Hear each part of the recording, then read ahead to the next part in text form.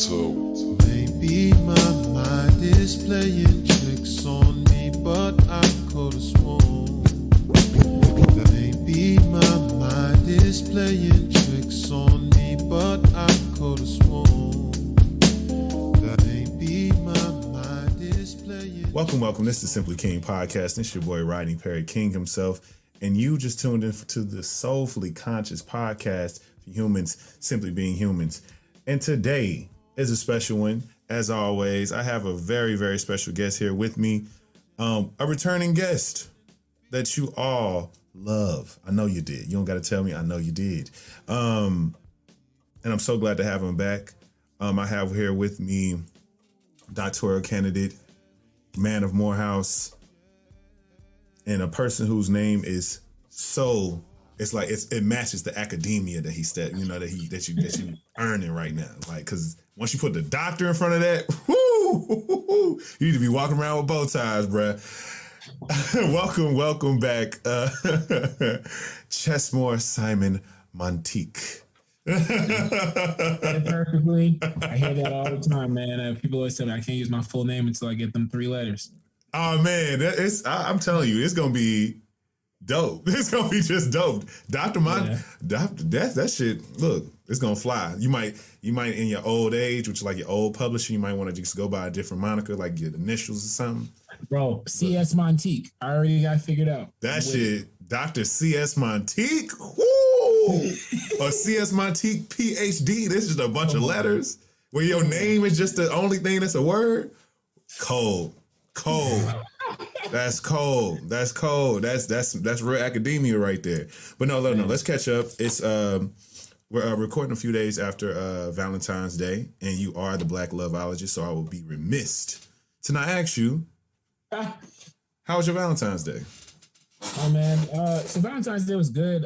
Mine is a little delayed, or I'm in a long distance relationship. My partner, JRC the SLP, gotta give her a shout out. Hey, but she's in DC, so she's coming down.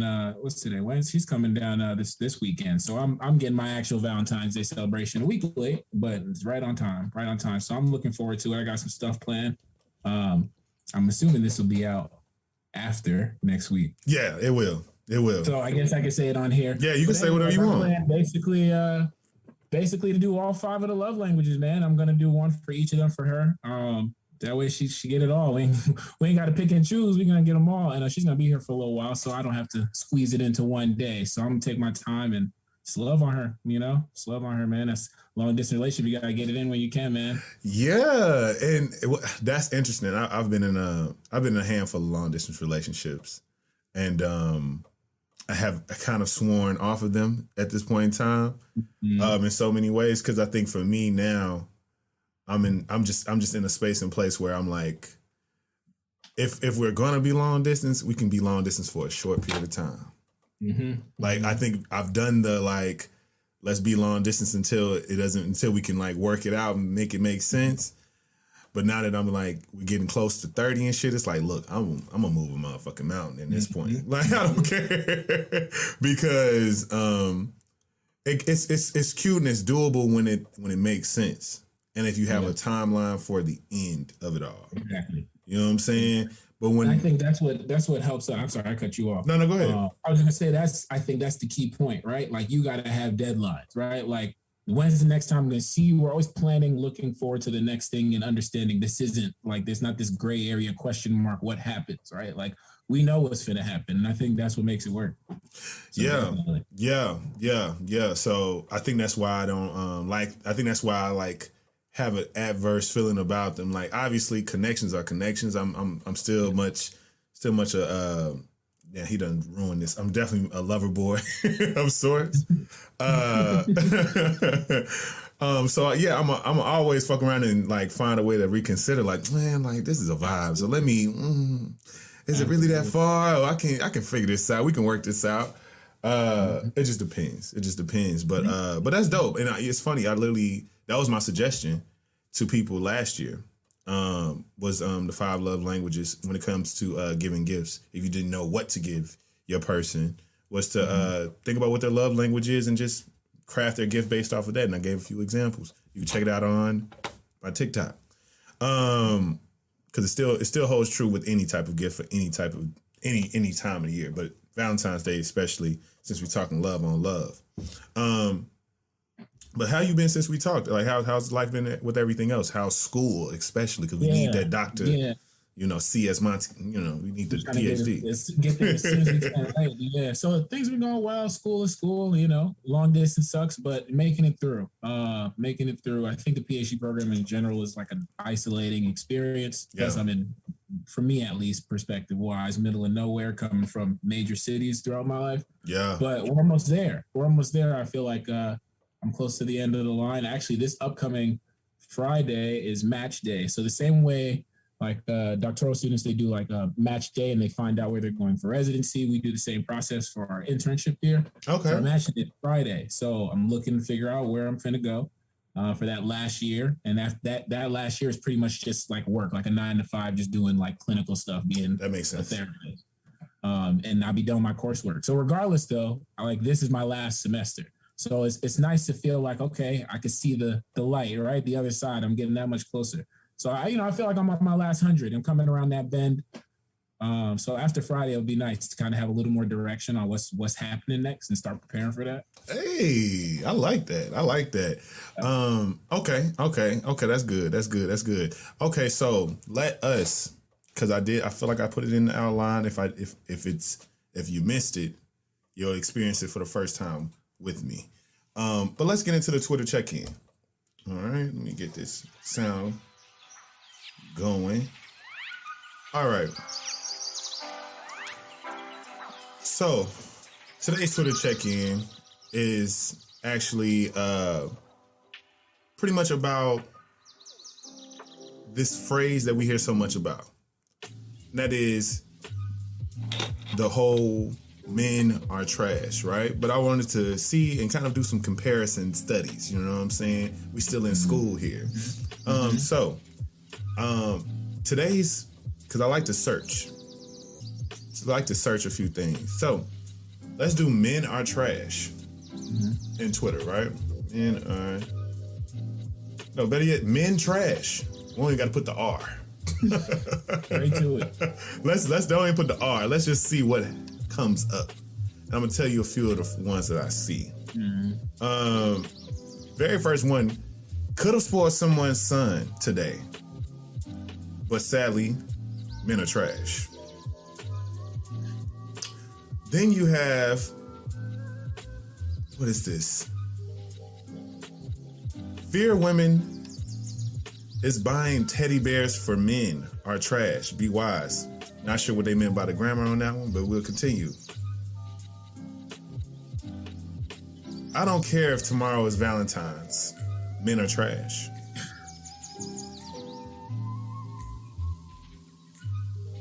Let's see. Let's scroll because I'm getting, these days everything is like Chinese, is like Japanese or Chinese, like anime. Anytime you search anything, it's wild as hell.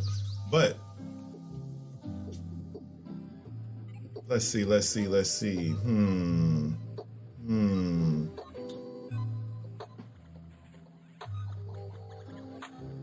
are trash. Okay, this is the last one I'll give. All men are trash kind of removes the possibility of men being held fully accountable for their shitty behavior. Don't lower your standards for men. They have the ability to not be trash. Sounds somewhat constructive. I'll take that. Now, there was dozens and dozens more. It was long-winded and so on and so forth. But let's type in women trash. Let's see what happens. Oh, this is terrible. I'm mad what came up first. Oh my God. Twitter really needs to crack down on some of this shit. This shit is obscene. This is wild as fuck. But I digress. What I'm seeing right now is more Japanese porn.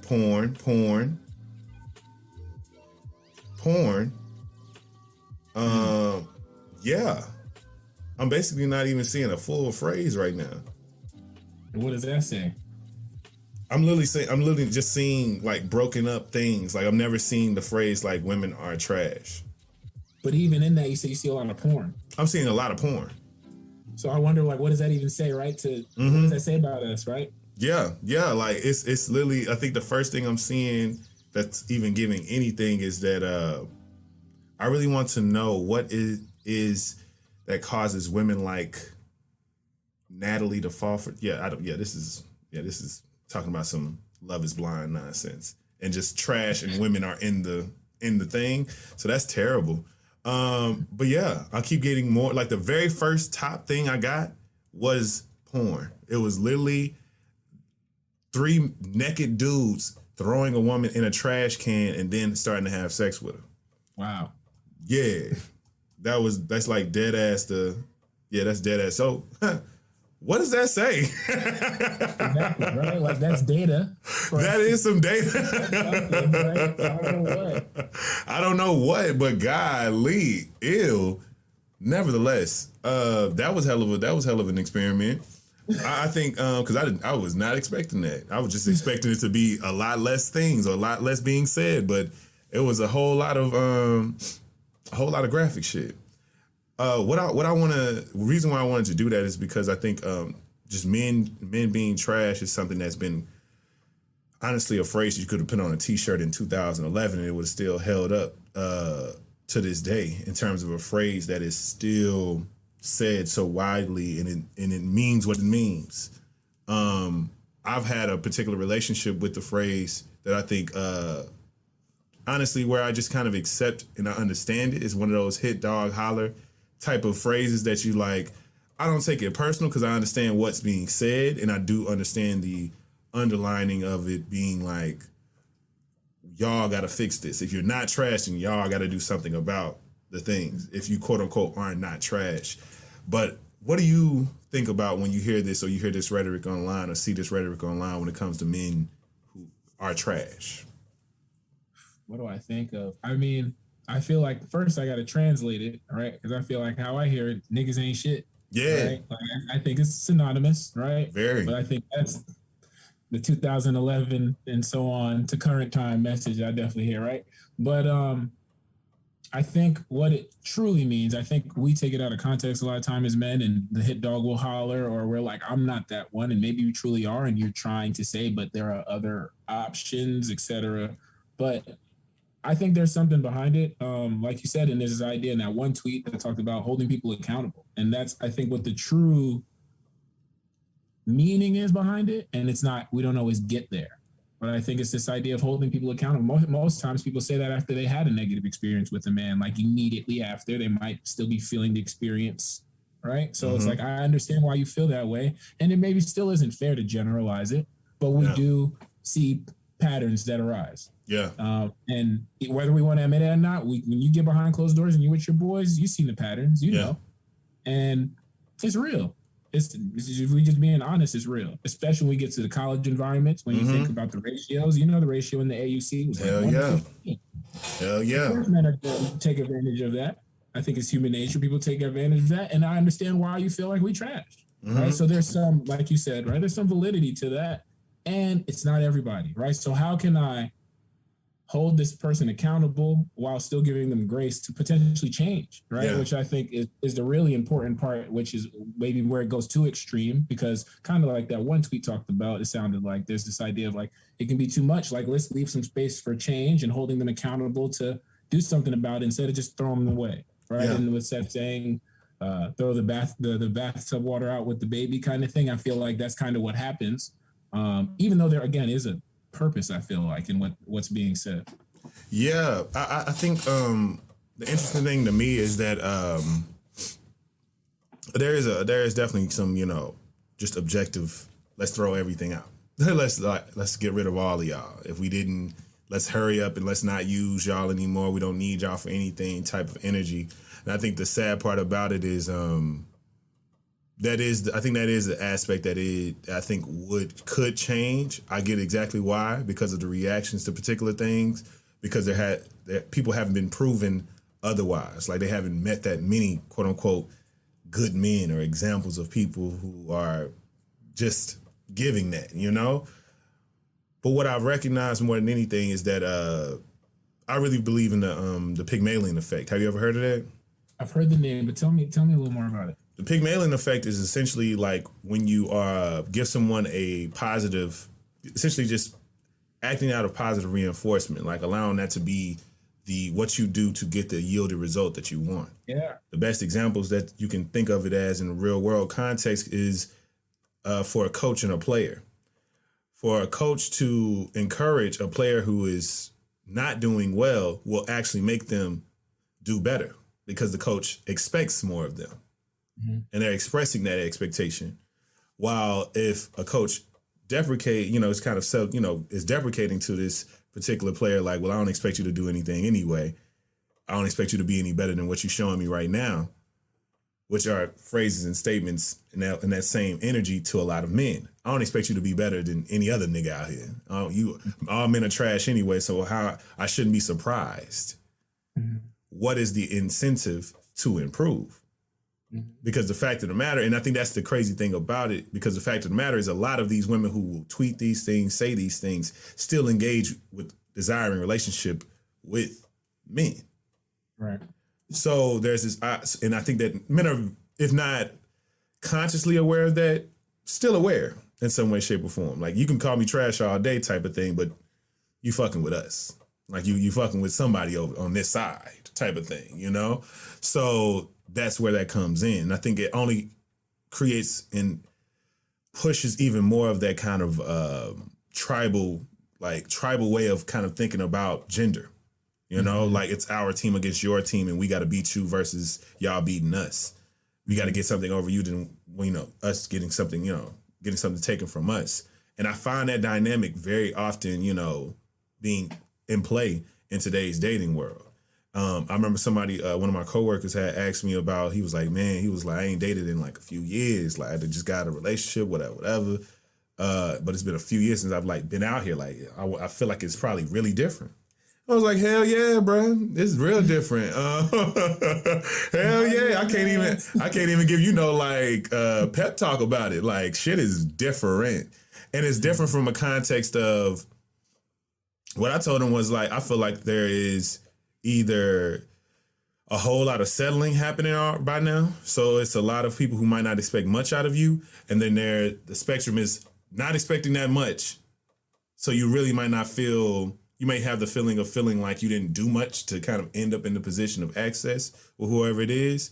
Then there's this aspect of like, you need to do so much more to get that same level of access. Like, we talking about the fuck me, finance me, feed me mentality that is very high these days, which I respect. Both have found a way to get themselves to that particular space. And unfortunately, not even unfortunately, just it is what it is. They both find people that kind of are willing to kind of be okay with doing whatever it is. But I think it's weird. I think it's strange. The way that we date these days, it feels like people are prone to kind of lie or be the ones who kind of put up the front and hold the front together as long as they can. And I don't know if you noticed that just from outside looking in, but that's what it feels like. It's like, I'm gonna be the one who cares the least until you show that you're the one who cares the most. And now I can start caring a little bit more, Like, I'm not going to lean into like, oh yeah, I like you. I'm not going to say I like you. I'm not going to say I love you first. I'm not going to express emotion. I'm not going to get vulnerable first. And it's happening on both sides. The man and the woman are in that way. So it's like a lot of emotionality being kind of hoarded in interactions. And people are trying to find the best ways to find sensation through certain external acts, through external gestures. If you fuck me, then okay, cool, then you down for me. If you give me something, like something valuable, then okay, cool, you're down for me. Now I know something. How much do I care? How much am I entertaining this? Is this really adding to the value of this connection? Maybe, maybe not. Mm-hmm. And that's why I think things can start with people and end so quickly nowadays. Because it's like, how much actual deeper exchange have you actually allowed to happen? Mm-hmm. It's very strange. It's very weird. And people just are, parsing out what they want to parse out. But it's interesting. It's interesting these days. I don't know. I honestly can say when I hear my homegirls say shit like dating is crazy and these streets is rough, I get it now. Maybe it's the pandemic and so many other things, but I see it now. I believe them. I believe him. It's interesting because you were talking about like even the finance part. Like I feel like again outside looking in because I've been in a relationship for a little while now, but like I feel like there's such an emphasis on money on both sides, whether it's let Yeah. me show you how much money I have or how much money do you have, right? And it's Yep. we see it in the music on both sides. Broke boys don't preserve no pussy. Don't do Right? that. Nah. You know what I'm The saying? bro And we boy see on the other propaganda. side, I bought her a Birkin. I did, you know what I'm saying? Like that's how I show love, right? But it makes me think again what you said, right? Like is that true love? Are you really being vulnerable and open with the person and really connecting, or are we staying shallow? Yeah. And I feel like I do see a lot of that. And I do think people are afraid to be vulnerable. I think that's a scary thing for a human being, period. Let Yeah. alone when you've experienced going through vulnerability and it didn't work out well for you. Yeah. Like I can understand that. I could understand that. I think in a lot of ways we're all traumatized from previous relationships, right? So like I understand you carrying around some baggage, and until you get to that next one, you know, maybe you should figure out how to unload that, you know, so you're ready and open, right? Open minded, you know, for that next opportunity whenever it arises. Yeah, but I think what I've learned, unfortunately, is that even in the midst of not being partnered or actively dating, you can still not do anything. Like you still not do any work. You can still not heal yourself or address the things that occurred within your previous relationship. And that can go on for a very long time. And because that passing of time happens, you believe, well, okay, cool. I guess it's time for me to get back on the saddle. Because it's been a year. It's been 6 months. It's been 2 years since I've been in a relationship type shit. That's what a lot of people believe. But if you never do the thing, now you're putting yourself back into that space and all the things come up from 2 years ago. All the things come up from however long you were in that relationship. And I just want, I don't know, I think I want, it's a big effort that I have with myself and the work that I'm doing. And I encourage a lot more men to tap into it. And that is get into the actionable things, you know, like actionable solutions to your emotionality, you know, because I think to me, I find that it's the easiest route to find a better solution or perspective to how I'm feeling. Because if I'm just sitting around kind of like waiting or just reading or just meditating, which I don't think any of those things are wrong, but I think the act of like putting it to some use or doing something to find a deeper connection or deeper meaning to something, whatever it is, actually kind of helps me kind of, I don't know, process my feelings a lot more about it. So if it's like, oh, I feel a certain way, do I need to eat? Do I need to, just being mindful of those things, I think is what truly can get you out of that funk, but also get you to a progressive place where you find solutions to your, just your emotionality issues, you know what I'm saying? And the damage that might have been done from a previous relationship, but I digress.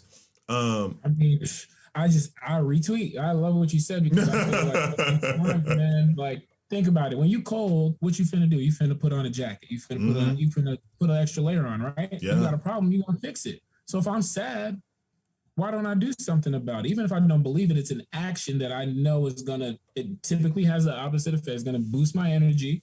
So I'm gonna go work out, right? And I just feel like I love what you said because we need to be a little more actionable with our emotions, right? Yeah. Like I'm gonna just ride it. No, do something about it. I'm angry. All right, go walk that shit off. Go get a drink of water. Talk it out, vent, right? Whatever. Do something about it, right? Don't just expect it to go away. Does your coldness go away when you standing outside in 30-degree weather in no jacket? No, you need to do something about it, right? The same way you're not supposed to wait on the weather to change. Don't wait on your emotion to change. Do something in the moment. Yeah. Try. Yeah. You know, it might not be a complete 0 to 100 change, but 0 to 30. That's still progress. And yeah, it's a lot warmer. It's a lot warmer. Exactly. It's a whole lot warmer, you know what I'm saying? But yeah, that's what I've deduced. And I think the thing that I encourage my friends for, you know, no matter what their sexual orientation is, to like approach dating as, you know, in the intentions that you want it to be. Now we're living in the days where there's so much more vocabulary that's just in circulation.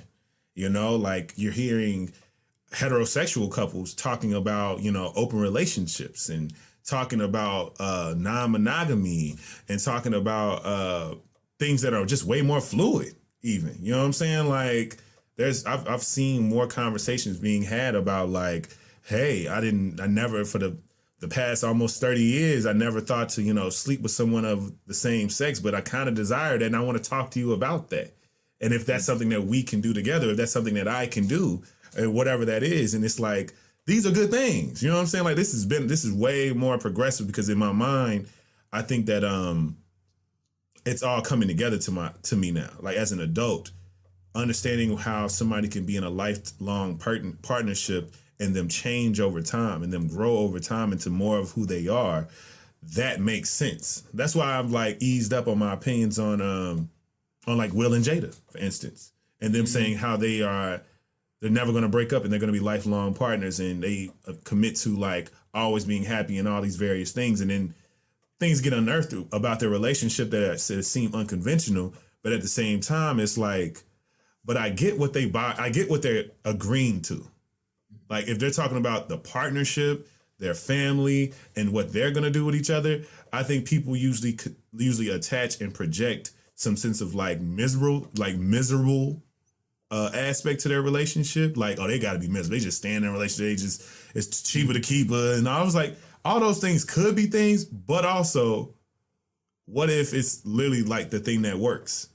Like I don't want to be with anyone else in this particular capacity where we're making decisions on our lives together, or we're making decisions about our children together, or we're doing all these particular things. I don't want to do that because the thing that I really just desire is some type of poly connection where it's like, I just want another person to do this with, another person to do that action with, this other intimate action with.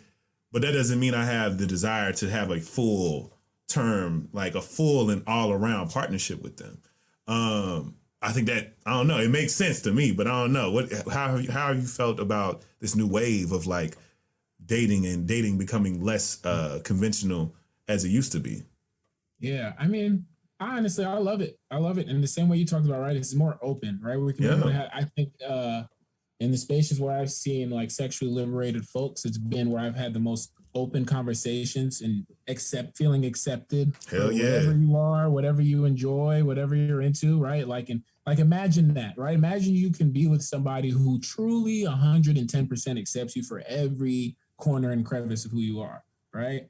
And I think, like you talked about Will and Jada, obviously I don't know them, but in a hypothetical, it sounds like that's maybe what they did, right? Like they're willing to accept each other and their circumstances and their changes over the years and what they want, and still be with the person. And I think that's I don't know. I think that's really, really, really love. And I've had some conversations with folks that are in open relationships and talking about how my libido just isn't like that, and my partner's libido is. And go ahead, do what you want. Just leave me alone, because I don't want to be bothered, and that works for them. Yeah. At the end of the day, don't yuck somebody else's yum. If it That's don't work real. for you, that's fine. Like, why are you so pressed, right? If you just want to leave it alone, why are you so just leave it alone? It's not for you, right?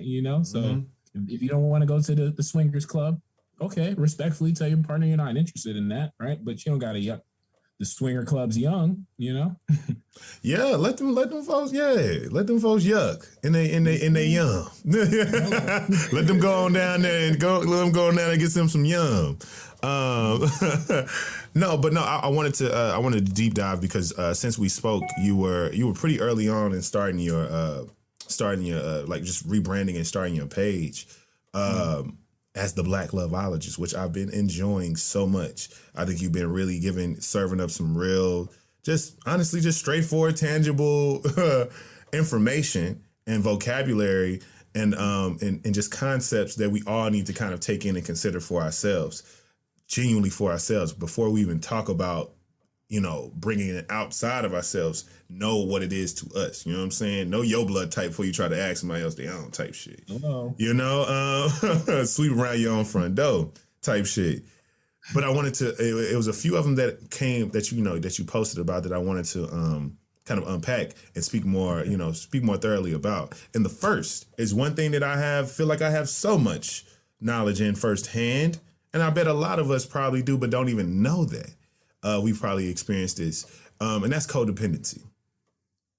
Codependency is something, and I put up a definition. Let's let me read. Let me read. And this is I'm quoting this from the mentalhealthamerica.org. Codependency is a learned behavior that can be passed down from one generation to another, which I thought was interesting. That's why I chose this. It is an emotional and behavioral condition that affects an individual's ability to have a healthy, mutually satisfying relationship. It's also known as relationship addiction because people with codependency often form or maintain relationships that are one-sided, emotionally destructive, or abusive. The disorder was that part don't matter, but nevertheless, but they say codependent behavior is learned by watching and imitating other family members who display this type of behavior. Thought that was extremely intriguing.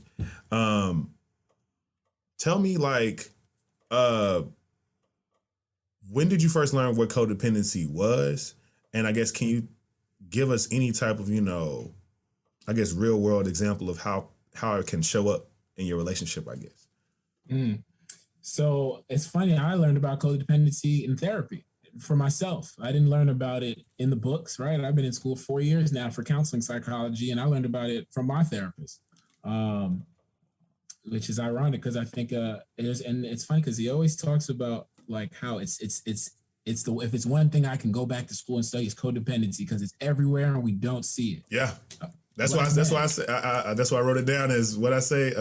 It's so common. Like codependency is so common. I started to get into it and understand, and I was like, dang, wow, this is crazy, right? Because it's two different, I think I kind of consider two different flavors, right? You can be the codependent person that feels like you always have to do for somebody. I'm pointing at myself. That's me. Like I always want to please, right? And it's funny you start talking about the family aspect, and I haven't heard that, but when I'm thinking I could see that, even in my own self. My mom was always the doer, right? That's what mom does. She does. And I now try and imitate that in my relationship. What do you need? Let me know. And that's not necessarily a bad thing. But again, like it can be too much, right? You need to be able to separate and be able to have a healthy relationship without doing and be able to not put your needs aside for that person.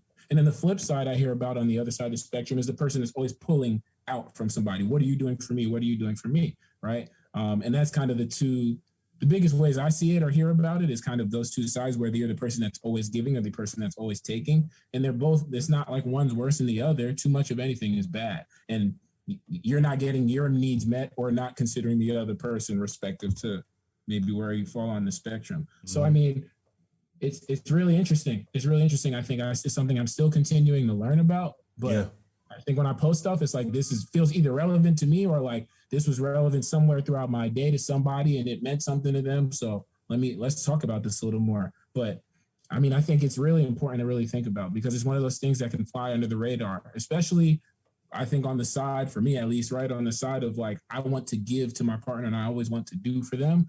You would think that's fine, right? Of course you should want to do your partner. But again, there's balance, right? Does that mean you're sacrificing your needs when something comes up? Are you still addressing it for yourself or are you just not saying anything to appease your partner? Then you might be leaning too far into codependency, right? Then that might be a little too much. That addiction piece is really interesting. Yeah, because I think it's especially when you're both, I don't know if it's a situation where you can be I'm assuming it's a situation where you can be codependent only on a one-sided basis. If somebody else is with you for a different reason, but one side of the relationship is definitely becoming codependent, and they're just following a role. I guess you both end up becoming that way if you maintain a relationship. I have like actual real world experience in it as well, and I think so many of us might not even know how it can show up. And I think, to be candid, I think it was an aspect of us not only being long distance, not only being in a particular space mentally, it felt so much like we both were desiring something really heavy for each other and really deep from each other. Yeah. And there was so much kind of protection and preservation that was present.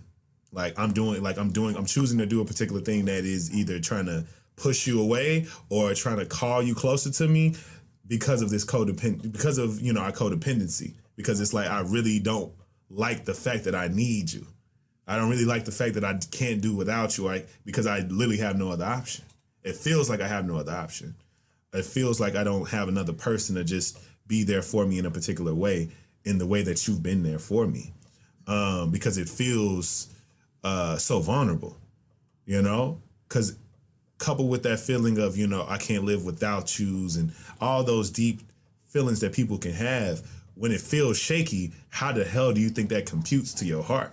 Where it's like, I feel like I'm gonna lose you, but I really do feel like I cannot. Like at this current time where we're both low, we're both at a low frequency, we're both depressed, we're both anxious. I don't want to lose you right now, but I don't like the idea that I have to kind of have you. So there's this push and pull that, you know, that occurred with us, of like, do you really want to be here? I feel like you don't. If you don't, let me know what's going on. What's up? Multiple breakups, multiple makeups, long-winded this, long-winded that, a whole bunch of like false self-advocacy, which is what I didn't even realize I was doing, because I thought I was going to get my desired result. I was like, yeah, I'm gonna lean into this time. If she want to, next time she just throw out this fake breakup, I'm gonna just be like, yeah.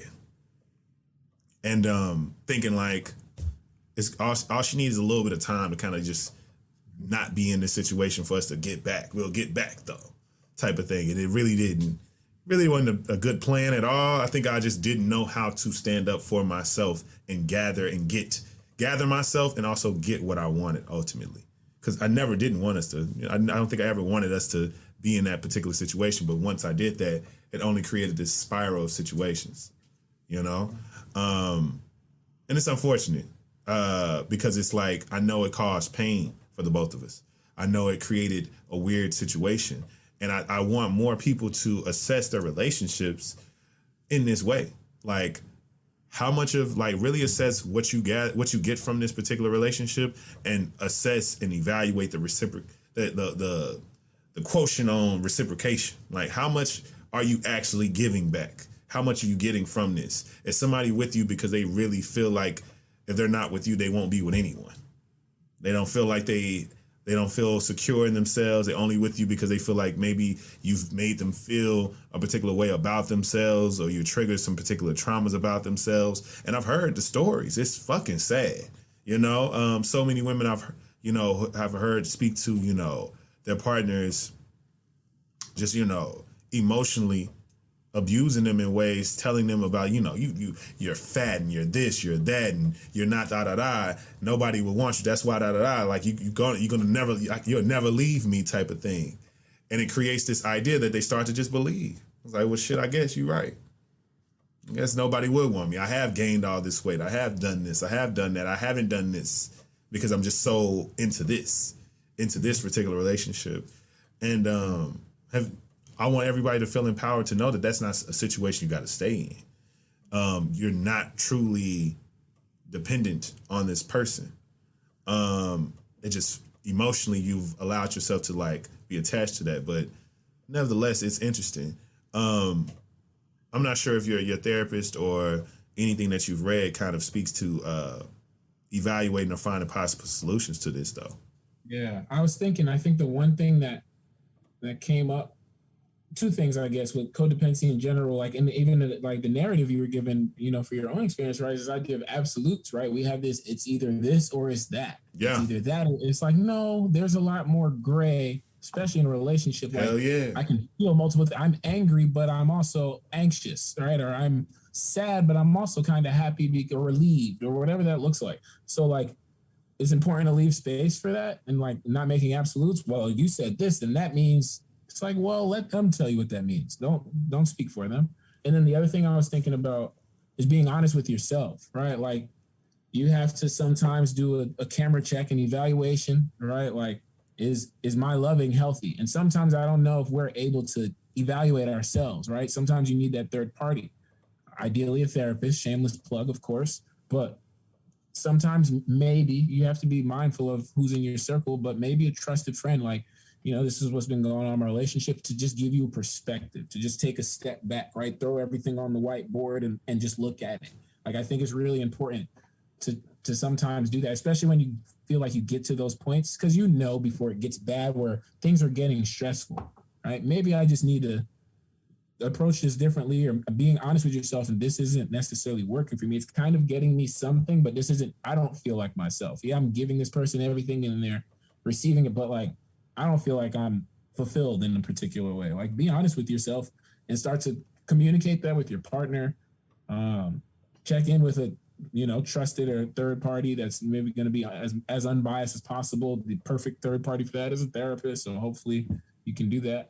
But I think you really have to be honest with how you love and really check in yourself. And am I carrying something, like we talked about, from that came from a different generation, or that I learned or saw my parents or caregivers do? Like, you really got to check in with that. And sometimes I feel like we truly need a therapist to do that. You need somebody else to check you. Hell yeah. I agree. That's been the joys of going to therapy, is just coming into realization that, I need to be centered in the idea that I don't have all the answers. The answers may not be something that I need or can find right now. Like, I don't know. Therapy certainly created a space for those liminal in-between spaces for me. Like, it's okay to be in the middle of it, where I'm not either or, I haven't made a decision, just kind of like in the midst of kind of, in the in-between. And that's okay. Like, that's a choice you can make, to just ground yourself in the in-between until something happens, until the thing that you've been wanting to figure out comes to you, or you have more clarity on it. Because it may be a reason why you're in the in-between. Maybe a very specific reason why you can't go either or. But nevertheless, I want y'all all to, assess your relationships and, on a consistent basis.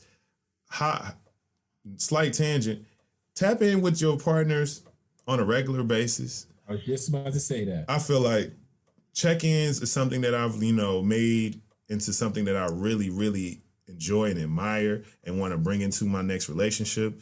Because for me, I don't like the idea of the only time we really talk about a relationship is when we're upset. Like, we dead ass only talk about us and our relationship, and the quality of our relationship is when we are when something's wrong.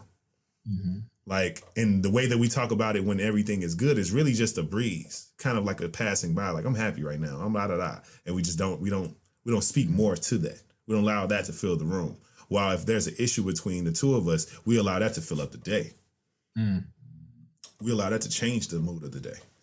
And in my mind, I feel like therapy plus check-ins really can create more space and room for you to choose your battles differently. And also be able to collect yourself and respond more than you react. Like, because if I feel like so much of, being in a relationship is just reacting to your person. It's just being like, well, you did this, so I said this. Mm-hmm. And for me, I'd rather come from a space to where I'm not doing all this fucking damage control. I'd rather actually just be responding and presenting myself as me, not as I'm sorry, I didn't mean that version of me. Because then what are we doing? Because the impact of that is still there. Regardless of me not meaning to say that or not meaning to go that way, you still feel like that. I still hurt your feelings. Even though I didn't mean to hurt your feelings, I still hurt your feelings. That's not what I meant to say. I said it though. Now you heard it though. Now you haven't forgot it either. So I still got to deal with that, regardless of how disingenuous the negative act was. It's still one that feels real. So yeah, slight tangent, but helpful one when we're talking about what we're talking about. But no, there's another post that you had posted sometime late last year that I think is brilliant. And I think it's one of the most unknown, but very much everybody got it, character traits that we got to talk about more of. And that's attachment styles. Mm-hmm. And I came into the knowledge of what attachment styles were in a real way last year, coincidentally as well, like a few months before you posted this. And so it felt right on time because I was already kind of thinking about these things in terms of how I show up in a particular way and what I could do with that, like what that means. This is the zodiac. This is the house, the sun, and the rising signs. Motherfuckers don't want to really claim. But we can go all day with this, right? But no, I want to read through kind of what your post is saying and break down kind of each one of these things. So attachment styles theory explains ways of behaving in relationships. It's usually informed by parental relationships and measured through anxiety and avoidance. Anxiety includes worry of concern about the availability and willingness of our significant others to recognize and respond when we are in need. Avoidance considers a continuum of comfort versus discomfort with intimacy or closeness, emotional needs, and commitment in relationships. Then you gave us a great little graphic I'm gonna put right up in here somewhere about just dismissive, fearful, preoccupied, secure attachment styles, and kind of how those particular modalities kind of can just shift in particular ways. A secure attachment style, which is I guess the goal for all of us in a relationship, true, secure, interdependent relationship attachment. Have a good balance of valuing autonomy and dependency in relationships, hence interdependence. More flexible and capable of dealing with stress. And then lastly, preoccupied attachment style. Preoccupied with whether their significant others will be reliably available and will not leave them or otherwise let them down, often doubt themselves or their abilities. Dismissive attachment style, which these adults do not trust that emotional support will be available when needed. They tend to move away from relationships and minimize stressful situations, even at the cost of their own needs. And then lastly, fearful attachment style. Can show up with dismissive or preoccupied tendencies, usually more prone to feeling shame and low self-worth, may misinterpret benevolent behaviors as threats or efforts to abandon them. Now, if this sounds like you, I want you to tap in. You feel me? But no, let's go back to the front. So the first two being, kind of, I'm assuming anxiety and avoidance is kind of like these more umbrellas, right? Yep. The spectrums that we're on, yeah. Yeah, the spectrums that we're on. We're either, avoiding or more anxious. And then dismissive, fearful, preoccupied, and secure are just variants of those. Variants of those, and just you have more or less of one or the other. So going back to that particular, graphic that you said, let's, talk about this.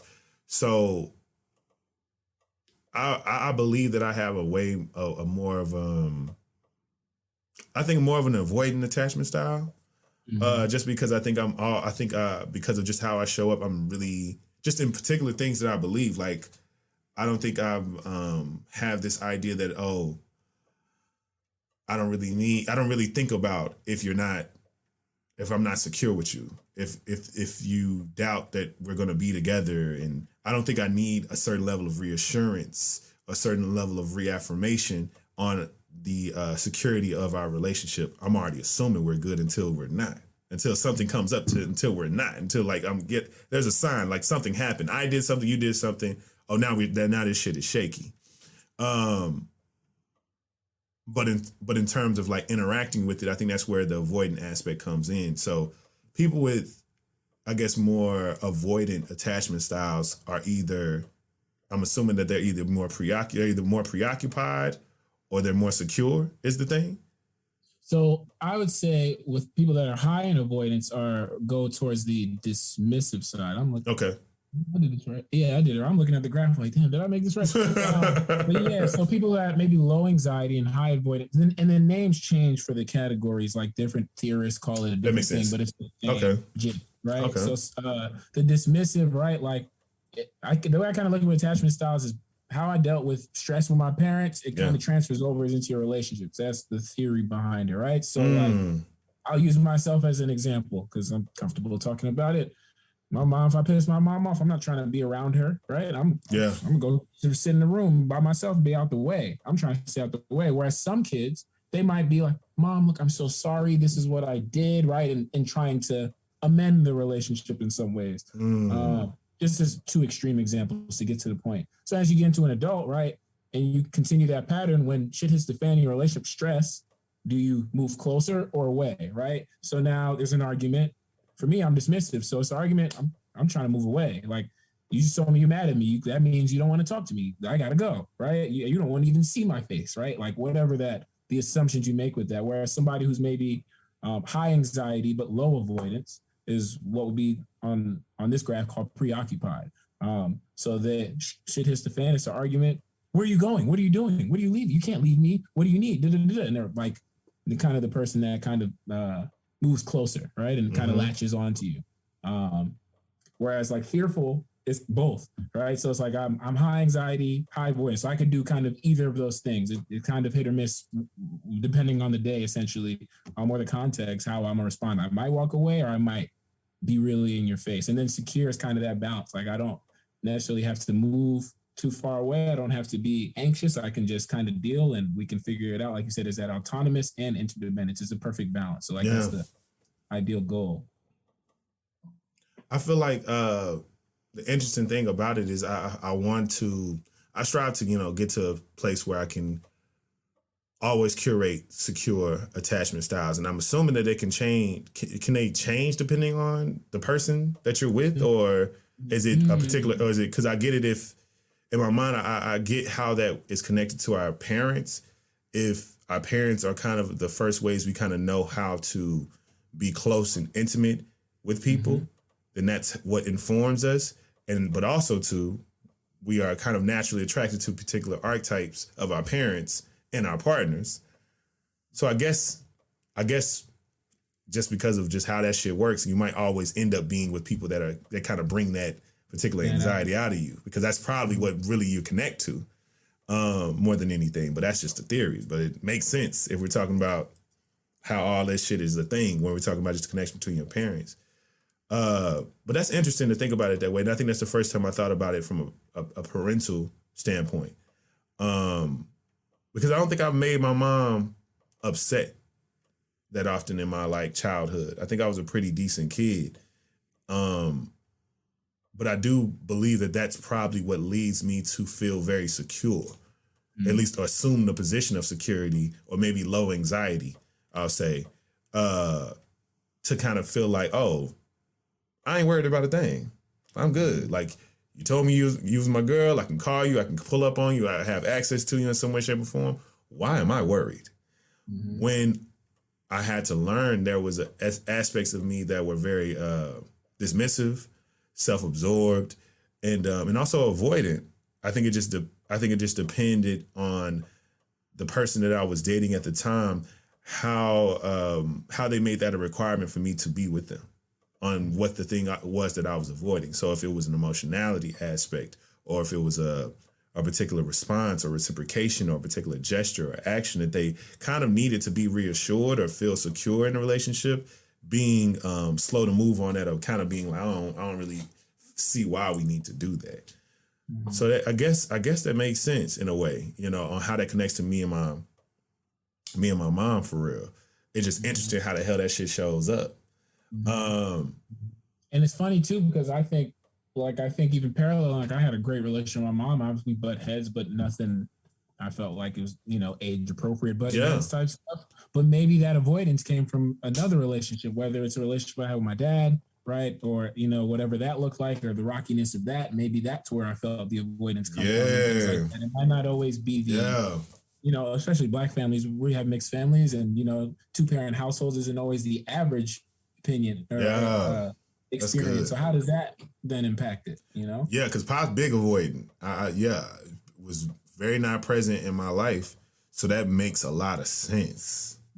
But what I've deduced, I've went, and I don't think I've talked about this on the podcast, something I've been doing kind of as a concerted effort to kind of understand my emotionality is really process and take real, true evaluation of how intimate and close I am with my family.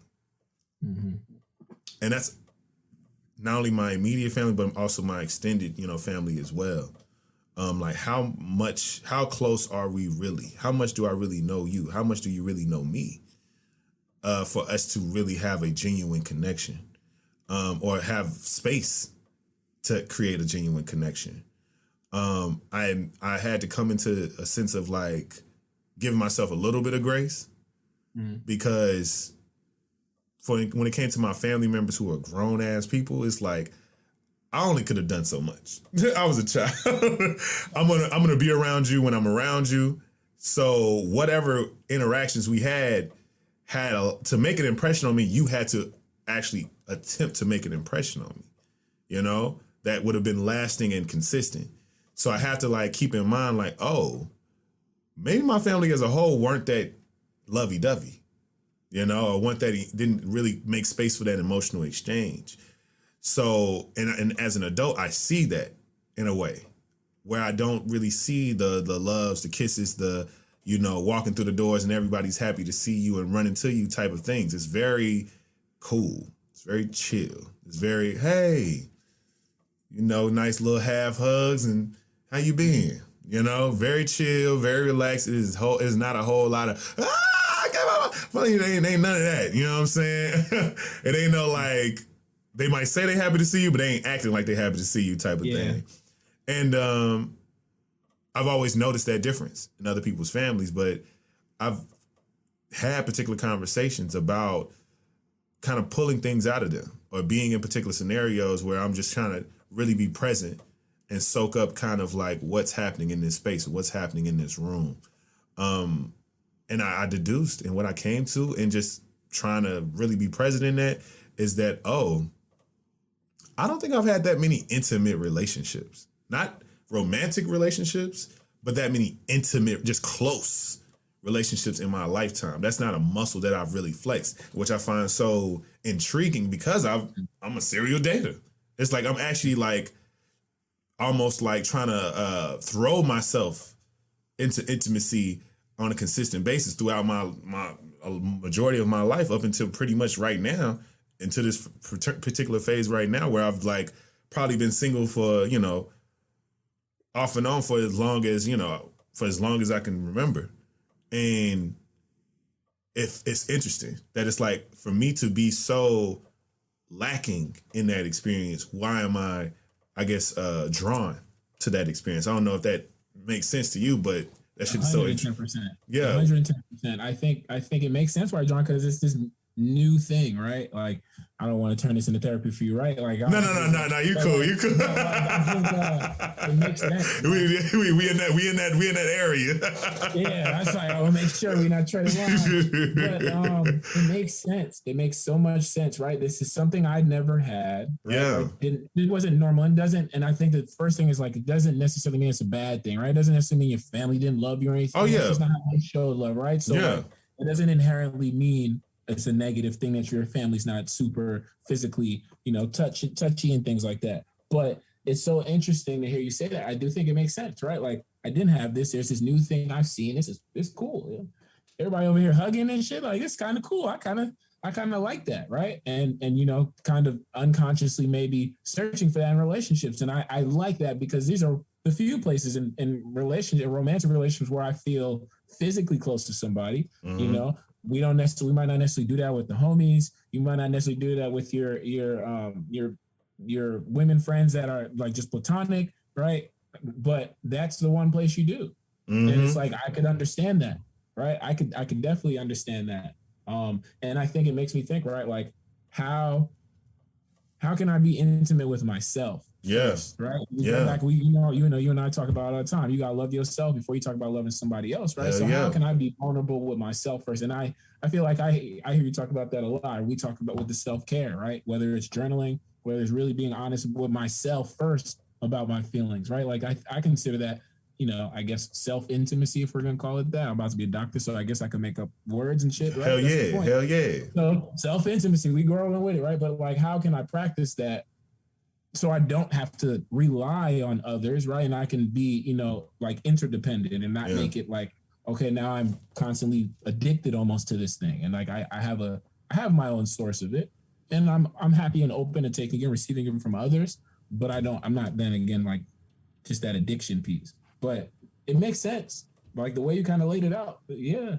Yeah, and I mean that's what I've deduced it down to is like, okay, I had to be graceful with myself that I didn't have I wasn't born into a family that already had these particular tools and had this particular affinity to be a certain way. So because I think for a long time, I think I unconsciously was okay with distancing myself in ways from my family because I didn't realize like, oh, that's what everybody does. Like everybody in my family really isn't close in that way. So it's like, oh, so I'm just really just doing what I know. It's really a nurturing response because this is how I was brought up. But I think what's interesting is my mom and myself, I think, are both drawn to really close and intimate family dynamics.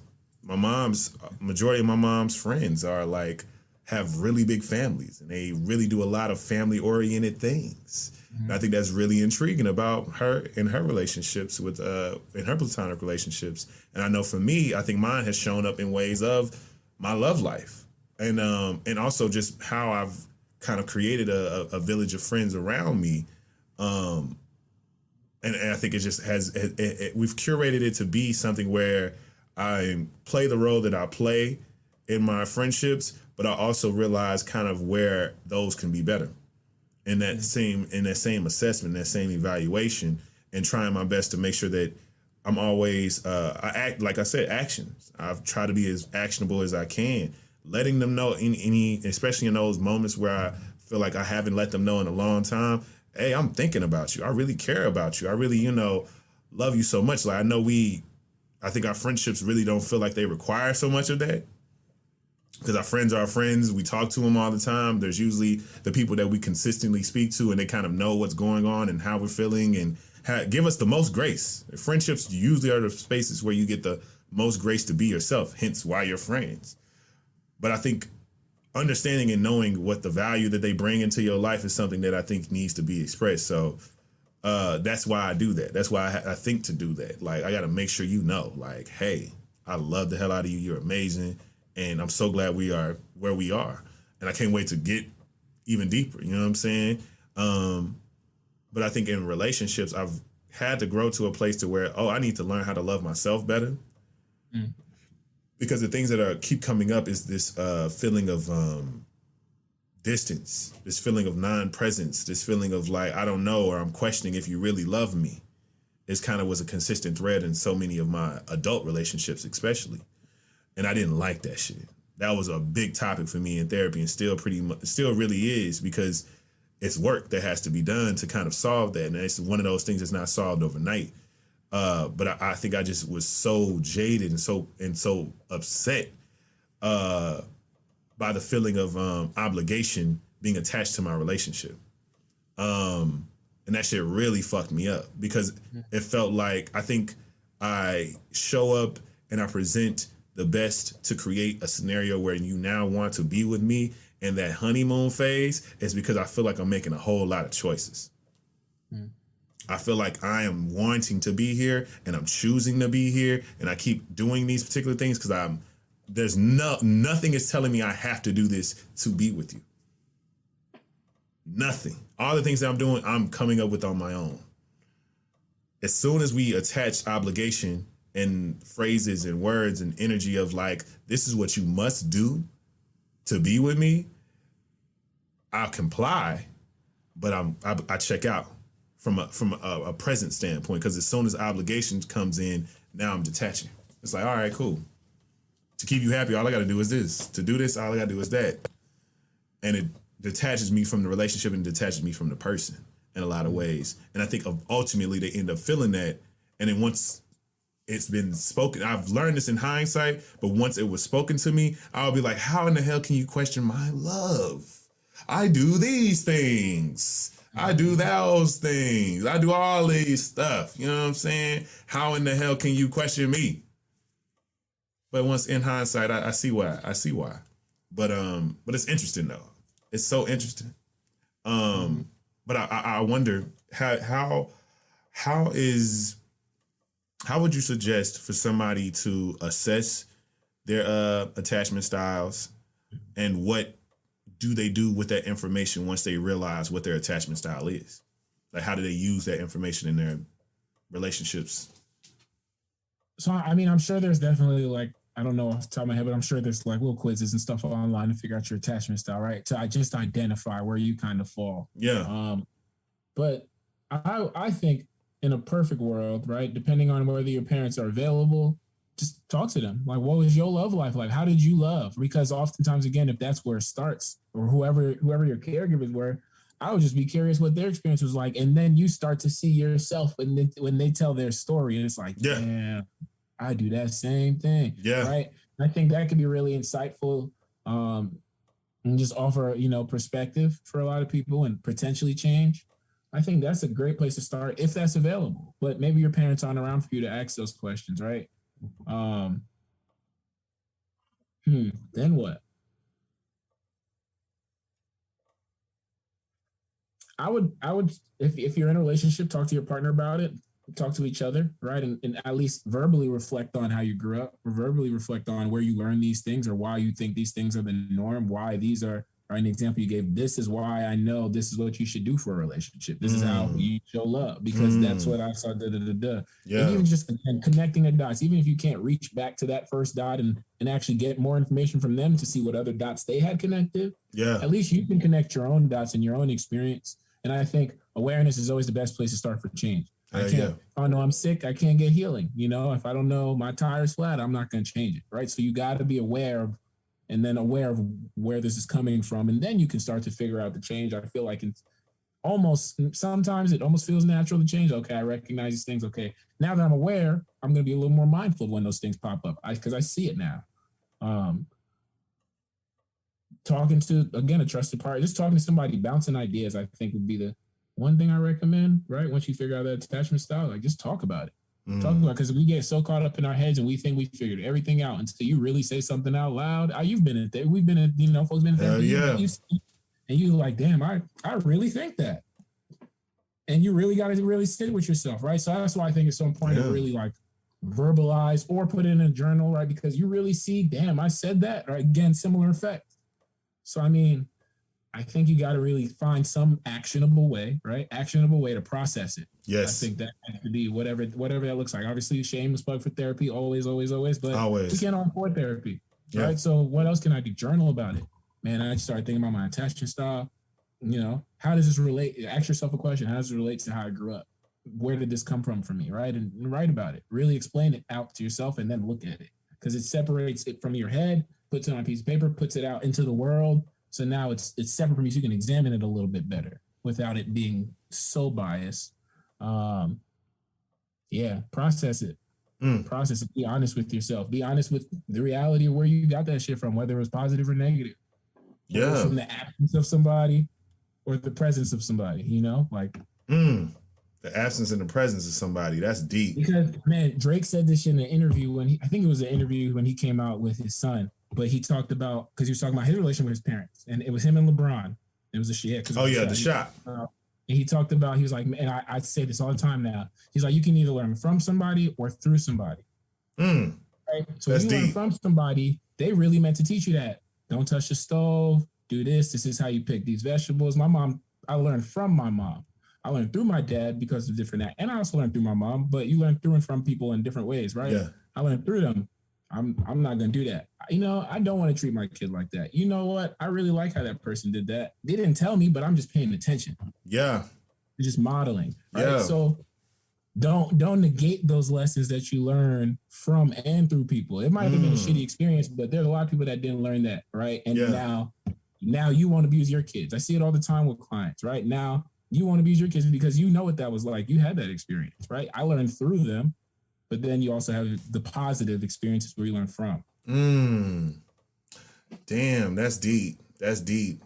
Learn from them and through them. You can learn from people and through people. That's deep. That's deep as hell. I think even as we become adults, like when you start to see your parent, like, damn, you were 20, what, and you had me, or whatever that situation is, and you just are able to take perspective, that's when I feel like you can start to, like, the through piece starts to click for you a little bit more. Yeah. So, man, I don't know what my dad was going through. If I was 27 with this and that situation, how would I have responded? And I got way more resources because it's just generationally, I got way more access to things. So I don't know what I would have done. That's I didn't even have a real. cell phone back then. That's real. That's real. And I think that a big thing that I wrote down. I know I didn't talk about this in my own kind of plan. I guess my like 5-year plan and everything was thinking ahead and like preparing myself for fatherhood. Like I said, regardless of thinking about if instead of writing down the goal, I'm gonna have a child by or before 33 or something like that. Mm-hmm. Being prepared, like in consistent preparation for fatherhood. Because in my mind, I feel like I wanted to detach myself from that idea that, oh, as a man, I could just desire a child, so that means I'm just gonna have one. Like I can just have one on my own type of thing, which adoption and all these other things are things, yes. But in reality, I always like to remind and try to empower women around me to let it be known, like you have the power to have a child without a man way easier than a man does, by the options that are in front of you. So if you want to be a mother, the option is way closer to you because you already there. Like you already got you got the oven before you even go get the biscuits. You feel me? And while I'm gonna just have to make an actual decision and set myself up to be in a scenario where this can work or this cannot work. But I can only imagine how hard that is, being a single father trying to adopt someone, or a single father trying to whatever other methods that may be out there. But I wanted to pivot to the last point, and I think it's something that we can kind of breeze through together, and that being the beginning, middle, and end of a romantic connection. I think there are particular necessary aspects or things that are needed for each one of those phases. And maybe we actually came up with answered one, being that in the middle phase, definitely having those check-ins. And when I say beginning, middle, and end, I'm even considering the end being the breakup itself. Because I think there needs to be more conversation about how to handle the really the grieving of a broken relationship. Because I feel like in most cases it's really just we don't talk about what happens when people break up. We just talk about the breakup. It was sad. We got to just start getting over it. We got to just start doing. It's almost like we got to just try our best to get to the point to where it just doesn't matter anymore, and it does. Like people communicate after a breakup. That all of us have. People still have sex after a breakup. A lot of us have. So many things happen after a breakup, and we act like it's not, or whatever it is. Like we just don't talk about it. I haven't seen much being said about it.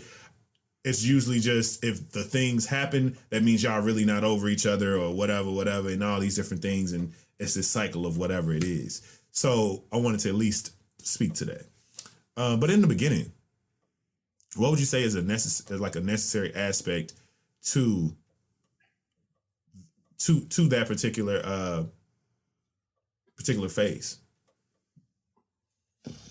I think the one thing that's coming to mind is humility. Especially, we just talked about kind of this generation where we're at. Everybody, what can you do for me? I think on both sides, everybody's just, what can you do for me? So I think it's important to have a humility to just be like, well, here's who I am, right? And let's let you be the judge of that and stop asking, what can you do for me? And I'm gonna just talk about what I do, right? And just being a little more open to the mutuality of that piece. Communication, dating, right? Really just trying to date your partner, and it's mutual. It's a relationship for both of y'all, right? So it's not just the man is trying to show his interest in the woman. The woman should try and show her interest in the man. In same-sex relationships, both people should try and show their interest in each other, right? Yeah. I like to feel loved. I want to know that somebody's interested in me. Yeah. And I also want that person to know I'm interested in them, but it should be two-way street. So just keeping like the high energy for that interest in dating on both sides, as well as the humility. I think they kind of go hand in hand. Yeah. And start communicating, right? Like I think it's a great time to start communicating, being open, start having those hard conversations, as appropriate along the way, but like be as open as you can. Yeah. And you know what? I add to that by saying in the beginning, and I define the beginning to be where you guys stated that this is an exclusive relationship. Y'all are together and y'all are on the things. Create a relationship plan of sorts. And what I mean by relationship plan of like just foundational planning. We're talking about we're instead of waiting to have particular conversations, have those particular conversations early when so much emotionality hasn't been fostered with each other yet. You know, like, so instead of you sitting there waiting to find out if, like, getting to the point to where you guys are 2-3 years in and like learning that they don't want to have children and they don't want to get married, and then you realize like, damn, we never had these types of conversations early on. Like, you really just were in a beautiful honeymoon days for a year, and then the second year you guys get even closer, and then you just realize like, damn, how much do I really know about what they desire? And then the things just start coming out after the comfortability kind of settles in. And extreme example, but it happens, I assume, to a lot of people. If not those particular things, something comes up that you could have known early on. Creating that foundation. Go ahead. No, I was saying just creating a foundational relationship plan. Like, we're together now. This is what it is. We're aligned in these ways. You can answer a lot of these questions in a dating, in that dating phase. If y'all do kind of like have a particular phases broken up where you're kind of non-exclusive, but you're kind of going back and forth and you're dating in that space. But then once you become exclusive and it's the beginning of it all, ironing that shit out early. Straightening out shit like, hey, do you want kids? I want kids. How you feel about this? And also make room for the in-betweens, like I don't knows and all those different things, if that's what you feel. Like, if that's what you feel, ground yourself in that and allow, but you need to have some sense of like way to go. Just so people can know what the fuck is up.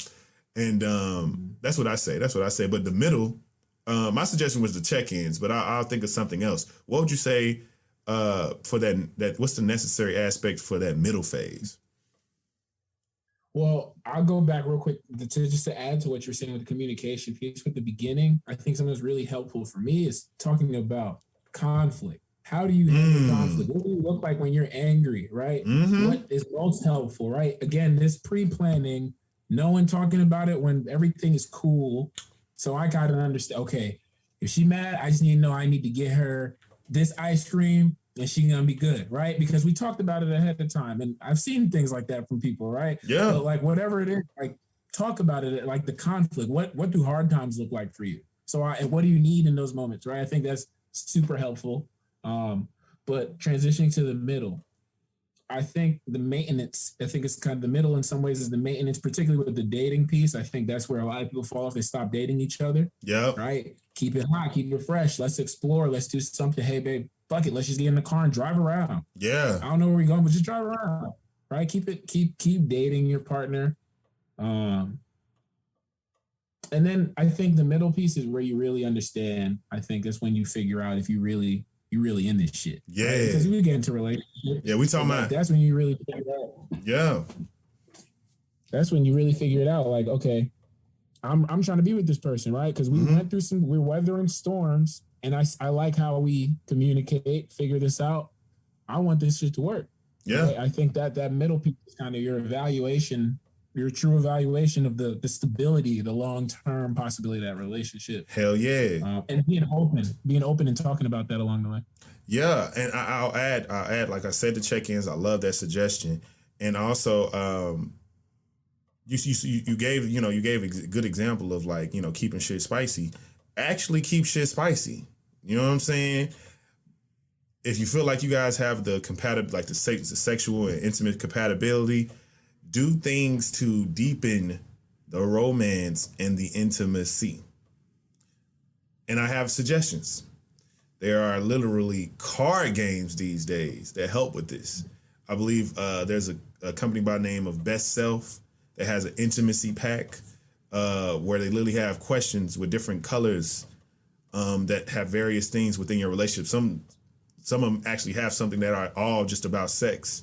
You know what I'm saying? If you really want to shuffle it up and get it cracking, you know what I'm saying? It's a that's what it can essentially ignite in each other. Like you sit there and you learn things about each other, you exchange things, you answer questions for each other to see how much do you know this about me, and it be something that's fun, not something that's like a gotcha type of moment. It actually is fun and light. Also, another game is We're Really Not Strangers. We're Really Not Strangers is one that is you could tell it was made by some motherfuckers who went to school, who got some degrees, because it's really, really thoughtful, but you could tell it gets deep really quickly. Or they just ask particular questions in particular ways that really make you have to think about the things, like have to take a beat. Like it's not a blue, yellow, 7. It's like, I guess I would say, the fact that you actually got to pause and answer some of these questions actually create a space for vulnerability, because you actually got to like keep it a bean and you got to be in the moment. Yet again, can lead to sex. Yeah, keeping shit spicy and like asking questions, debriefing after sex, which I'm gonna do more about this particular topic. Understand people, that is something that you need to do. It will give you ideas. It will give you clear understanding of how to satisfy your partner, and also let it be known if your partner hasn't been fully satisfied. Mm-hmm. Because I think people don't really realize that people can go through the motions and enjoy you and have an emotional connection with you so much, or get filled up by an aspect of y'all intimacy to where the sex really don't be hidden for them, and they'll stand by it. They'll stick around because they love everything else. Sex could be better, but they may not know how to vocalize. They may never really have somebody to even ask. So debriefing after sex, we talking about, it could be, when y'all done lit the blunt, lit the cigarette, got the water, whenever, go pee, whenever y'all need to have it, post sex, putting the drawers back on, whatever it is, the cuddle, talk about it. Was that good? Did you like that? Is it something that you want to give some kudos to? You feel me? Because I need to let you know you did the thing. And that might get it. Like again, all my suggestions ended up, you might keep that flame going, because that debrief might get it turned back on. We might get another round out of that debrief. That's all I'm saying. But then lastly, the end. And when I say the end, I really mean like y'all are breaking up. This is not one of those like we're gonna take a break. It's like y'all know what I mean when I say like the real true breakup. What would you say are the kind of what's necessary in that phase? Respect. This first thing that comes to mind. Just always keep respect. Damn, because I think that's deep. So many times I've seen so many people end relationships and just burning bridges, and it's like it didn't have to be that way. Man, and you're uncomfortable when you meet somebody that has a healthy relationship with an ex, and it's like I never see this. It's like no, like it don't got to be that way, because like I love that person for a period of time. Things didn't work out, but to me you're a shitty person. So why can't I still respect you, right? Like if I claim that I loved you, then there should be some lingering of that love, right? It might look different, but enough to respect that person. Yeah. And I think that's whether it's not ghosting them and just being honest and telling them, hey, just run its course, whatever that looks like. Whether it's how you deliver that message and not being disrespectful with that and the F you and da-da-da-da, right? Like, just gotta be respectful, because like that's a whole ass person. Think about like how you would feel. All right. And whatever the situation, whether it feels like it's blindsiding or whatever, like just be honest and be respectful. Damn. I love that answer. Even though it's so simple and should be kind of self-explanatory, it really don't happen that often. Like motherfuckers really be big, because that's when you hurt each other the most of the time. Is like not even when you together, not even with the act of breaking up. It's like, now I'm not with you. And so I don't got it. So, because that'd be the hardest part, just breaking up. So now that I got that part out of the way, now I'm just letting my shit fly. Because I don't gotta make it better for you. I don't gotta kind of, heal the wounds. I can just do whatever. I can be wild. I can be just sporadic about my emotions and things like that. And we make choices based in that. Damn, that's a good one. I mean, almost made me forget mine. I would say to add to that, because the respect piece is so big. and I guess this kind of goes hand in hand, is really just, and it's truly a propaganda and bias piece for me, just because of my OG, my mama, is the most mature person I've ever seen be in and also get out of relationships. Because I've never seen too many of my, my just adult examples be able to like just be so poised about, something ending and still kind of making space for the humanity in the situation, making space for the connection that happened from that situation. So respect is one piece, but like reminding yourself that you did have something with this person. So them desiring friendship, them still wanting access is something to be spoken to. And I feel like I seen my mom handle that shit in the best of ways. Because if it was an actual like friendship, if it was an amicable split and there's something to salvage here, like, all right, we can't be together. But like we were actually good people to each other. We were actually friends. And this is how that can still go on, in a respectful way. Especially to our the partners that we may have then thereafter.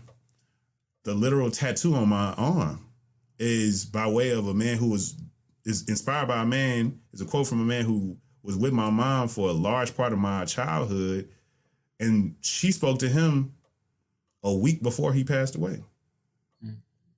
So she was, and both of them have already had other relationships, and he was engaged and all these other things. So they both moved on, but remained great friends. And I don't know my mom's business to know if it was ever inappropriate or not, but from the way she appeared and the way that the things that she shared with me, it seemed like they always were that, and they didn't allow for that to complicate how they moved on. And the reason that I'm a big advocate of that is because I seen how she had one of the biggest cheerleaders and a person who could give her a real, true, explicit, honest perspective of her as a partner. So when my mom would go to him about things in her current relationships with somebody totally different, he can call out, hey, Monica, you do be on some this and that. You do this sometimes. So it's almost like you can go to your friends all day, but do your friends really know what it's like to be with you? Like what it's really like on how you show up? And I'm not saying I get it if it's not a comfortable thing for everyone to do. I understand that. But I do think that you need to have you need to think about that and have a particular self-policy around that, because that's more than likely going to happen. More than likely somebody's going to still try to test the access they have with you. They're going to temperature check. They're going to hey big head you. They're going to do all those different things. And that's something that should be spoken to. If you really are a person who says shit like, I know we didn't work out, but we could still be friends. Mean that shit when you say it, because somebody might test that shit out. Mm-hmm. Because because y'all did have a thing. Y'all were together for however long y'all were together. And 9 times out of 10, if there's so many, and especially if you were together long, especially if y'all got to the deep depths of a relationship where you met parents and created things together, and now even in the midst of the breakup had to literally split aspects of y'all relationship apart from each other. Yeah, that motherfucker might still be around in some way, shape, or form, and it may not even be directly, but indirectly. Talk about that with that person on how to make that best and comfortable for the both of y'all. That's my thing. But let us send it on. And my send it on portion to everybody who's listening, if you're listening for the first time, is my call to action. And what I wanted my send it on to be, just like as you mentioned earlier, let's talk about self-love, because we can't have this black love without some self-love. You know what I'm saying? And because we got to love ourselves to be able to love the people we want to love around us. Give me 2 best practices that you either do, or ones you maybe want to start to do, or ones that you just think are great general ones to practice self-love. So for me, I'm black. I need, my skin belongs in the sun. So I need to get outdoors. I think that's something when you just be one with nature, take a walk at the park, just take a walk around the block. If you know whatever's available, and it's a little cold in certain places, but when it warms up, I think that's really refreshing. That's definitely something that's good for me and my mental. And especially where I'm at right now, again, just away from everybody, check in with your loved ones. Just make those phone calls, whether it's the close friends, family members. Hey, auntie, I talk to you, man. See what's up, right? Just shoot the shit with auntie. And you never know, especially as an adult, you start to really build up adult relationships with the adults that you grew up around. And that's how it starts. So I say that's probably two of the biggest things, whether, again, family, friends, check in with your peoples, right? Recenter yourself in who you are and who you come from, and who you belong to, and get outdoors. Get outdoors, right? Especially with everybody working from home nowadays and shit like that. Like, get outside, get some fresh air. Get some fresh air. Take a break, right? And really break that routine for a minute. Two from me. Something I probably have said before, but I'm a big proponent of it. Is one is routine, and not from a standpoint of you're trying to make yourself into a robot, but establishing a self routine, especially for the morning when you wake up, get out of bed, doing at least, and your routine can change day to day, but at least choose 3 things that you do on a day-to-day basis that assist with your mental, with your spiritual, and with your body in some way, shape, or form. That could be meditating, praying, and stretching. It could be drinking water and, stretching and making your bed. Whatever it is, those 3 things are 3. Make sure those 3 things are 3 things that benefit you and you alone. Because you want to make sure that you're tending to yourself. You don't realize when it comes to certain signs of depression and anxiety and things like that, a lot of cases, a lot of signs that it is that is the state that you're in, is you're not taking care of aspects of yourself. You're poor hygiene, or no sleep, or you're just there, just non-present, are real good examples of that. So it's a real easy way to notice. And once you get into that routine, and when you break that routine, it really signals something with you. That something is up, that you're off, because the routine becomes a habit. So if there's something to shift your habit, it must have been something pretty that you really need to give attention to.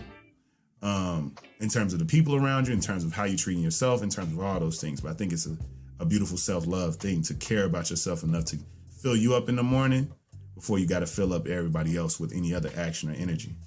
And secondly, honestly, I guess this is more of an overall self-love practice, is evaluate if you need to love yourself deeper. And what I mean by that is, you might already have, because self-care is starting to become certainly a trend, you might already have some self-care practices that represent your way of treating yourself better and giving yourself some compassion. But I believe what I've learned over time, as you change and as you grow, the type of and level of self-love you give yourself changes and grows too. So take assessment of that, and take assessment of that consistently. Like, don't do it whenever it feels like you need more to do for yourself. Think about these things. Plan this shit out. Set a reminder in your phone, like every year, every 6 months, to assess, is there more that you need to do for yourself? Is there more space, more bandwidth you need to create to give back to you? And what are those, and assess those feelings, and go for that walk, and maybe write it down, go do something, but just think about what all that you do to love to show yourself love and compassion and nurturing. And is there anything else that you want to add to that? And if you're drawn to it, do it. Maybe you keep doing it, maybe you don't. Either way, the action and intention is there, and I think it's still beneficial to you. So just assess that shit, But that was the sending on portion of this episode. I appreciate you, bro. We did a thing. Always a pleasure. We did a thing again, and I know we helped a lot of people. I wanted to make sure that this episode with you, I was gonna, I feel like I've already established your credibility in the first episode, so make sure I go check that out. Believe me now. This episode, I wanted to really dig into the practicality of certain things, because so many people speak to being lost and feeling so many different things. Like we talked about baby girl crying on the internet about, you know what I'm saying, about the things. And she's just one example of people who do that. I see a lot of women be in tears and be so shooken up and be so anxious and so emotional about the idea of them not being able to be partnered in the way that they believe they deserve, or just at all. Like, fuck it, just the way they deserve. They just don't ever think it's going to ever happen. And I think that's unfortunate. And I don't think it has to be, we don't have to live in this hopeless place of love, you know, where people really just giving up. They're giving up on black love. They're giving up on love. They're giving up on all forms just because they just feel like it is what it is. I just need to settle in and just know that my friends, they're going to love me the best. And I got to give me a dog or a cat and be okay. Because I don't want people to give up on it. I really don't. But let everybody know how they can follow you, how they can support you, how they can do all the things. Yes, sir. The Black Loveologist. I'm going to put my hand here because we're going to put it spelled out right here for y'all. Hope we can make that happen. I got you. Instagram, man. I got some merch now. You see I'm repping HBCUs. Hey, yeah. You know, check the page. I got the merch. I got the Etsy shop up now too, man. Just check me out. Follow me on Instagram. I'm going to keep building from there. Hell yeah. And you'll see the links to all those things, to his page and to the Etsy shop right here in the description of this particular episode. I appreciate you, bro. I really do. I love building with you, and yeah, we can build more offline if ever you need somebody to bounce some shit off of. I am here, for real, because the work that you're getting into is one that's necessary, and honestly, the work that I'm trying to pivot into is complementary. You know, I'm definitely settling into being a mental health advocate of sorts, and because I've seen the work being good for me, and I just really want more men especially to know their salvation is within them, but they have to do the work. They have to know that it's within them. It's nothing outside themselves is going to really save them, and I'm a real big proponent of that. But if they don't see it that way, they don't believe in themselves and have that self-worth to know that the answers are in them, then motherfuckers gonna be lost forever, and we don't have to have that. We really just don't. I really truly believe in that.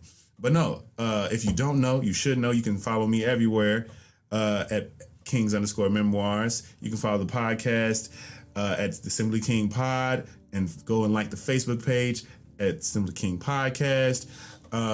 Make sure you follow my business page at Life is King. Go check out some of the services so you can get your digital presence better. Nevertheless, this is the Soulfully Conscious Podcast for humans, simply being humans. I've been Rodney Perry. My guest has been Chesmore Simon Montique, PhD loading. And this has been Simply King. Peace. The kiss that was meant truly for me is leaving me torn.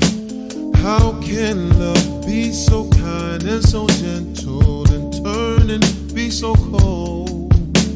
And why must my arms feel so empty? What my heart still holds?